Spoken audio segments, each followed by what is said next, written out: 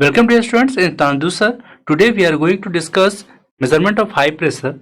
After completing this topic, you will be able to describe Brisbane gauge. You will be able to recall the applications of Brisbane gauge. अगर मैं examination point of view से पूछूं तो आपके examination में इससे short type question पूछा जा सकता है या फिर ये लॉन्ग टाइप क्वेश्चन का एक पार्ट हो सकता है। और अगर हम बात करें कि आप इस जो गेज है, स्पेशल गेज है, इसको आप क्यों डिस्कस कर रहे हो, क्यों पढ़ रहे हो आप इसको, तो सिंपल सी बात हम यहाँ पे ये बोल सकते हैं कि जो आपके मिसाइल्स होते हैं उस पे जो पीछे जो आपका जो थ्रस्ट होता है, आपका मिसाइल जो थ्रस्ट अप्लाई करता है उसके प्रेशर को मेजर करने के लिए, या फिर हम ऐसा कहें कि बहुत ही ज़्यादा pressure about to 1 lakh kg पर मीटर स्क्वायर अगर कोई अगर प्रेशर अप्लाई हो रहा है तो उस हेवी प्रेशर को मेजर करने के लिए हम कौन सा ट्रांसड्यूसर यूज करेंगे। तो वहां पे जो आपका ट्रांसड्यूसर होगा उसे कहते हैं ब्रिस्बेन गेज, और इसलिए इस ट्रांसड्यूसर के बारे में हम यहाँ पे मेजरमेंट ऑफ हाई प्रेशर में डिस्कस करने वाले हैं। तो आइए सबसे पहले डिस्कस करते हैं ब्रिस्बेन गेज। स्टार्ट।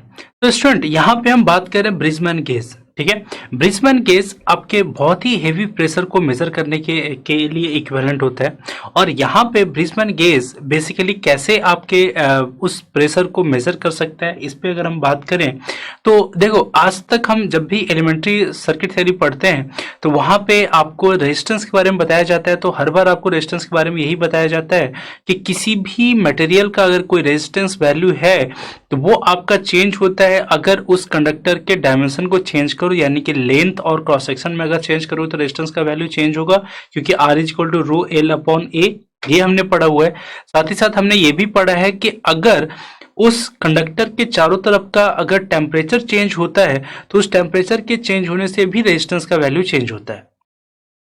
सिमिलरली अगर हम बात करें तो सिर्फ टेम्परेचर नहीं, अगर उस कंडक्टर पे अगर आप प्रेशर का वैल्यू चेंज करो तो प्रेशर के वैल्यू के चेंज करने से भी आपका जो रेजिस्टेंस का वैल्यू होता है वो चेंज करते हैं, ठीक है, चेंज होता है, ठीक है। और अगर हम उस पॉइंट पे बात करें तो हम कह सकते हैं कि अगर आपने प्रेशर को चेंज किया जो रेजिस्टेंस का वैल्यू होगा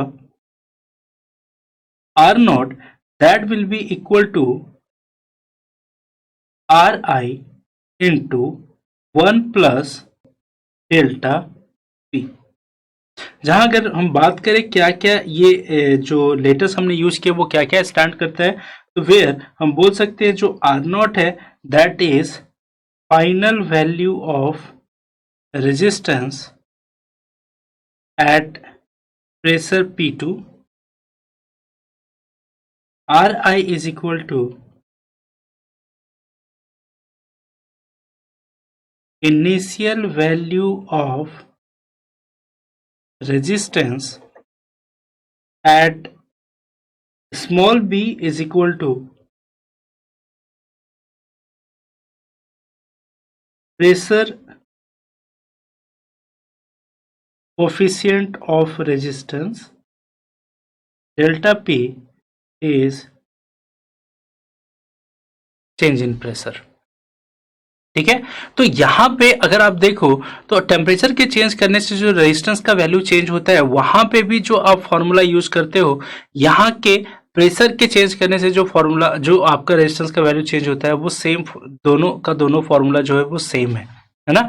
यहाँ पे आप देख सकते हैं कि R0 is equal to Ri into 1 plus b delta p, जबकि टेम्परेचर के चेंज करने से जो आपका फॉर्मूला आप पढ़ते थे वो होता था R0 is equal to Ri into 1 plus alpha delta t, ठीक है। तो यहाँ पे R0 और Ri अपने जगह पे, वहां पे अल्फा की जगह पे यहाँ पे बी है, वहां alpha temperature coefficient of resistance होता था, यहाँ पे ये प्रेशर कोफिशिएंट ऑफ रेजिस्टेंस है बी, और जो वहां पे डेल्टा टी होता था चेंज इन टेम्परेचर, यहाँ पे change in pressure delta P है, ठीक है। यानी फॉर्मूला ऑलमोस्ट सेम है, यानी कि किसी भी कंडक्टर पे अगर आप प्रेशर चेंज करते हो तो भी रेजिस्टेंस का वैल्यू चेंज होता है।